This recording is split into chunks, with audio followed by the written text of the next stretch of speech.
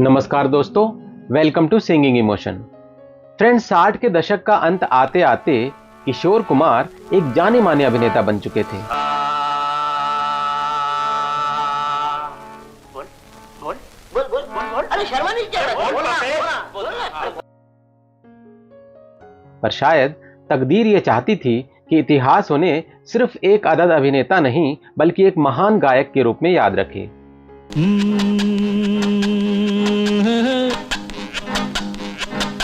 मेरे सामने। और फिर आया 1969 का वो करिश्माई साल, जब आराधना फिल्म से भारतीय सिने संगीत के पटल पर एक ऐसे सितारे का उदय हुआ जिसकी चमक अब तक बरकरार है। ऐसी आवाज जिसके चाहने वालों की संख्या हर बीते साल के साथ बढ़ती ही जा रही है।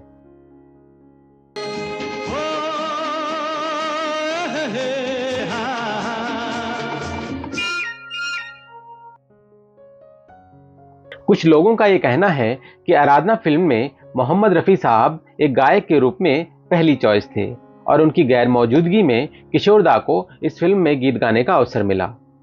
और इसके बाद इस फिल्म में उनके गाए गीतों ने उन्हें रातों रात सिंगिंग सुपरस्टार बना दिया। लेकिन आज हम इस प्रचलित कथन से उलट कुछ ऐसे तथ्य आपके साथ शेयर करेंगे जिनसे ये भान होता है कि आराधना फिल्म में किशोर कुमार हमेशा से राजेश खन्ना की आवाज के रूप में पहली पसंद थे। और इन तथ्यों के आधार पर यह कहा जा सकता है कि किशोरदा का महान गायक के रूप में उदित होना मात्र एक संयोग नहीं था बल्कि एक पूर्व निर्धारित घटनाक्रम था। तो इन सब खुलासों के लिए हमारे साथ इस वीडियो में अंत तक बने रहिए। आप देखना शुरू कर चुके हैं आपका favourite YouTube channel singing emotion.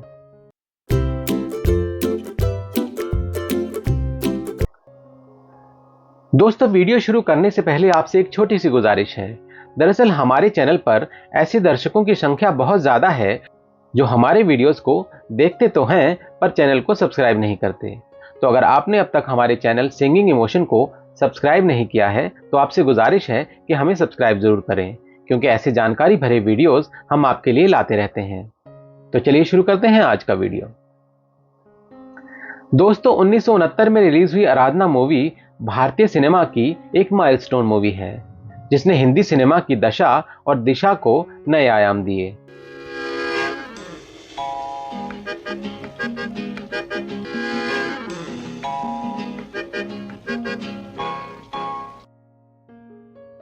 जहां फिल्म के संगीत की जबरदस्त सराहना हुई, वहीं फिल्म और इसके संगीत से जुड़ी कई विवादास्पद कहानियां भी सुनाई दी। जिनमें से कुछ कहानियां हैं कि सचिन देव बर्मन ने इस फिल्म के लिए सबसे पहले मोहम्मद रफी साहब के साथ गाने रिकॉर्ड किए थे और इसके बाद वो मक्का की तीर्थ यात्रा पर चले गए थे और इसी के चलते किशोरदा को इस फिल्म में गीत गाने का मौका मिला। फिल्म के संगीत से जुड़ी कुछ और भी कहानियां जोड़ी गई और यह कहा गया क्योंकि सचिन दा बीमार पड़ गए थे तो उनकी जगह उनके पुत्र आर.डी. बर्मन ने ली और फिर किशोरदा के साथ रिकॉर्डिंग पूरी की। पर सचिन दा पर लिखी बायोग्राफी बुक की माने तो इसमें से अधिकांश बातें स्पष्ट रूप से अफवाह हैं। बुक में कहा गया है कि इस बात का कोई लिखित प्रमाण नहीं है कि सचिन दा ने रफी साहब को राजेश खन्ना की आवाज के रूप में चुना था, बल्कि उनकी पहली और एकमात्र पसंद हमेशा से किशोर कुमार ही थे। टूट न जाए सपने डरता हूँ निस दिन। दोस्तों, फिल्म के गीतकार आनंद बख्शी साहब के बेटे राकेश द्वारा इस बुक के ऑथर्स को दिखाई गई फिल्म सॉन्ग रिकॉर्डिंग डेट्स स्पष्ट रूप से संकेत देती हैं कि किशोरदा के गाने रफी साहब से भी पहले रिकॉर्ड किए गए थे। आराधना में किशोरदा के गाए 3 गीत साल 1968 के जून, जुलाई और अगस्त महीनों में रिकॉर्ड हुए, जबकि रफी साहब के गाने इसके बाद अक्टूबर 1968 और फरवरी 1969 में रिकॉर्ड किए गए।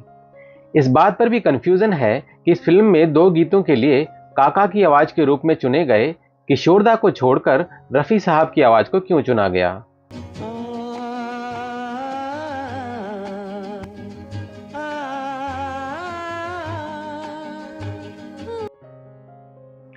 पर इस बात की पूरी संभावना है कि सचिन दा ने ये गाने किसी अलग अभिनेता के लिए बनाए होंगे, क्योंकि राजेश खन्ना को शुरू में सिर्फ फिल्म के पहले भाग में नायक की भूमिका निभाने के लिए चुना गया था।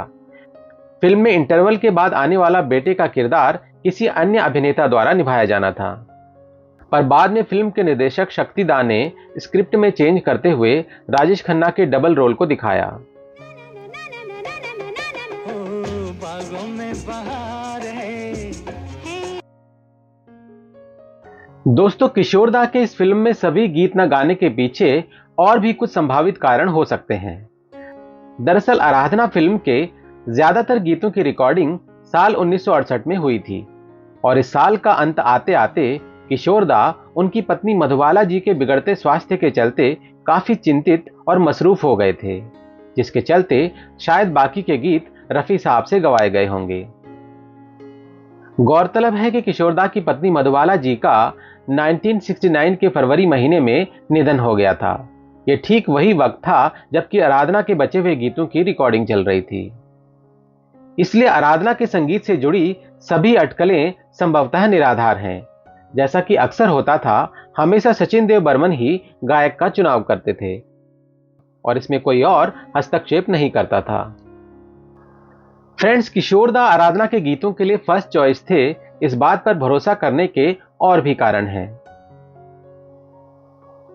मिड 60s में जब किशोर दा ने यह ठान लिया कि अब उन्हें प्लेबैक सिंगिंग को सीरियसली लेना है, उसके बाद से किशोर दा ने सचिन देव बर्मन और उनके पुत्र आर डी बर्मन के संगीत निर्देशन में बन रही फिल्मों में नियमित रूप से गाना शुरू कर दिया था। उदाहरण के तौर पर आराधना से पहले किशोर दा सचिन दा के संगीत निर्देशन में तीन देवियां, गाइड, जुअल थीफ और प्रेम पुजारी फिल्मों के गीत रिकॉर्ड कर चुके थे। इन सभी फिल्मों में उनके गाए गीत सुपरहिट रहे थे। फूलों के रंग से दिल की से तुझको लिखी रोज बात। प्रेम पुजारी हालांकि 1970 में रिलीज हुई, पर इसके गीतों की रिकॉर्डिंग 1968 और 69 में हुई थी और इस फिल्म में देव साहब के लिए सभी गीत किशोर दा ने गाए थे। इसी तरह आराधना से पहले किशोर दा आर डी बर्मन के संगीत निर्देशन में पड़ोसन, अभिलाषा और प्यार का मौसम जैसी हिट फिल्मों के गीत रिकॉर्ड कर चुके थे। आराधना से पहले आई पड़ोसन फिल्म में भी मुख्य सिंगर किशोर दा ही थे और नायक के लिए सभी गीत उन्होंने ही गाए थे। मेरे सामने वाली खिड़की एक चांद का टुकड़ा रहता है। दोस्तों, आराधना से पहले आई इन सभी फिल्मों से किशोर दा इंडस्ट्री में एक परिपक्व और प्रोफेशनल प्लेबैक सिंगर के रूप में अपने पांव जमा चुके थे। बस इसकी औपचारिक घोषणा होनी बाकी थी। और इसके बाद 1969 में आई आराधना फिल्म के गीतों ने न सिर्फ एक प्लेबैक सिंगर के रूप में किशोर दा की वापसी का ऐलान किया, बल्कि अगले लगभग 2 दशकों तक भारतीय सिने संगीत में उनके एक छत्र राज को स्थापित कर दिया। मेरे सपनों की रानी आएगी तू, आई रुत मस्तानी कब आ। एक इंटरव्यू में राजेश खन्ना बताते हैं कि जब किशोर दा को यह पता चला कि वो एक नए एक्टर के लिए गाने जा रहे हैं, तो उन्होंने राजेश खन्ना को अपने निवास स्थान गौरी कुंज पर मिलने के लिए बुलाया, ताकि वो उनके बात करने के अंदाज और उनके मैनरिज्म्स को समझ सकें। और जब फाइनली काका ने उनकी आवाज में मेरे सपनों की रानी गीत सुना, तो वो हैरान रह गए और उन्हें लगा कि जैसे ये उन्हीं की आवाज है। बोले, नहीं, पहले मुझे बताइए, मैं मिलना चाहूंगा। मुलाकात हुई, मैं उनके घर गया, नाम पूछा, बोला फिल्मों में क्यों काम करना चाहते हो। बाद में मुझे पता चला कि ये मुझे स्टडी कर रहे थे कि इसके मैनरिज्म क्या है, ये किस तरह से बातचीत करता है। तो जब मैंने आराधना का पहला गाना सुना, मेरे सपनों की रानी कब आओगी तुम, तो ऐसे लगा जैसे राजेश खन्ना खुद गा रहे हैं। अब ये सोचने वाली बात है कि अगर किशोर दा इस फिल्म में काका की आवाज के रूप में पहली पसंद ना होते, तो क्या किशोर दा एक एक्टर को अपने घर पर बुलाकर उनका मैनरिज्म स्टडी करने की जहमत उठाते? जाहिर सी बात है कि किशोर दा को प्री प्लान तरीके से बहुत पहले ही ये बता दिया गया होगा कि उन्हें एक नए एक्टर राजेश खन्ना के लिए प्लेबैक करना है। दोस्तों, ये कथन कि रफी साहब की गैर मौजूदगी से किशोर दा को गाने का मौका मिला, एक और तथ्य से गलत साबित हो जाता है। रफ़ी साहब की बायोग्राफी बुक में उनके बेटे शाहिद रफ़ी जी ने यह कंफर्म किया है कि रफ़ी साहब 1970 में हज गए थे, ना कि आराधना से पहले 1969 में। इस बुक में छपे उनके वक्तव्य में शाहिद रफ़ी कहते हैं, अब्बा बहुत धार्मिक और ईश्वर से डरने वाले व्यक्ति थे। मार्च 1970 में नसरीन और जहीर मामू के साथ वो अपने पहले हज के लिए गए। 1971 में अम्मी के साथ अपने दूसरे हज के दौरान उनकी मुलाकात एक आध्यात्मिक व्यक्ति से हुई, जिसने उन्हें बताया कि उनका पेशा उनके धर्म के खिलाफ है। बुक के अनुसार इस बात का रफ़ी साहब पर गहरा असर हुआ और वो 1 महीने के लिए मुंबई से दूर अपने बेटे के पास लंदन चले गए और फिर उन्होंने 1 महीना वहीं पर बिताया। फिर किसी के समझाने पर वो मुंबई वापस लौटे और फिर से गाना शुरू किया। तो कुल मिलाकर इन सब बातों से ये जाहिर होता है कि रफ़ी साहब तकरीबन 1 महीने तक इंडस्ट्री से दूर जरूर रहे थे, पर वो 1970 और 71 की बात है, जब तक कि आराधना, जॉनी मेरा नाम, सफर, सच्चा झूठा, आन मिलो सजना जैसी हिट फिल्में रिलीज हो चुकी थी और किशोर दा ऑलरेडी एक सिंगिंग सुपरस्टार बन चुके थे। किशोर दा जाहिर तौर पर काका की आवाज के रूप में सचिन दा और पंचम दा की पहली पसंद थे और इसके बाद आराधना के कालजयी गीतों ने किशोर दा को निर्विवाद रूप से तकरीबन सब प्रोड्यूसर्स और म्यूजिक डायरेक्टर्स की पहली पसंद बना दिया। गीत पनघट पे गाएगी तू मेरे। फ्रेंड्स, रफ़ी साहब और किशोर दा दोनों महान गायक हैं और इस वीडियो का मकसद कोई तुलना करना नहीं, बल्कि पहले से चली आ रही कुछ भ्रांतियों को दूर करना है।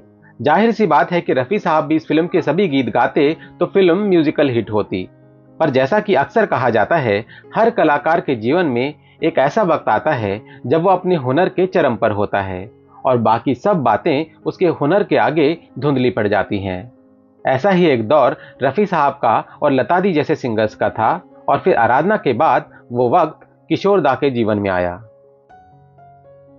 आराधना फिल्म के सभी गीत अपने आप में मास्टरपीस थे, पर किशोर दा के गाए गीतों की लोकप्रियता का ये आलम था कि फिल्म के कई बेहतरीन गीत ओवरशैडो हो गए और आज भी जब आराधना फिल्म का जिक्र होता है तो बरबस ही लोगों की जुबान पर मेरे सपनों की रानी और रूप तेरा मस्ताना जैसे गीत आ जाते हैं। पाएगी तू सपनों की रानी कब आए। तो दोस्तों, उम्मीद है आपको हमारा आज का वीडियो पसंद आया होगा। अगर वीडियो आपको पसंद आया हो तो इसे लाइक, शेयर और हमारे चैनल को सब्सक्राइब जरूर करें। जल्दी ही मिलते हैं एक और नए वीडियो के साथ। तब तक अपना बहुत बहुत ख्याल रखिएगा। Thank you for watching.